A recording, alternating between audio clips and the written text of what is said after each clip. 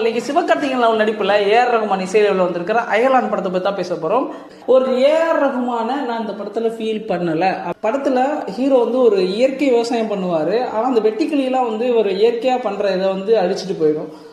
இயற்கை விவசாயம் செஞ்சா நான் சும்மாதாப்பா போகும், அதனாலதான் நான் டவுனுக்கு போறேன் அப்படின்ற மாதிரி போயிடுவாரு. அதன் அழகா சூப்பராகவே மக்களுக்கு எடுத்து சொல்லிட்டு போயிருக்கலாம். அண்ட் படத்தில் எனக்கு இன்னொரு விஷயம் ரொம்ப பிடிச்சிருந்தது என்னன்னா, காஸ்டியூம் டிசைனர் ஏதோ ஒன்று பண்ணியிருக்காங்க அப்படின்ற மாதிரி தான் இருந்தது. ஏன்னா அங்கே இருக்க நடித்த எல்லாருமே ஒரு ஜாம்பவான ஆக்டர்ஸ், நிறைய படம் பண்ணியிருக்கக்கூடிய ஒரு நடிகர்கள்.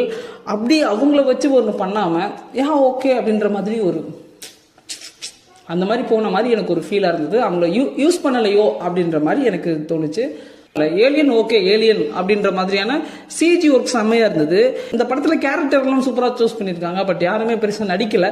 அதற்கான கதைக்களம் இல்லைன்னு நான் நம்புறேன். அதை மாதிரி ஒன்று கிரியேட் பண்ணியிருந்தா இன்னும் நல்லா இருந்திருக்கும்.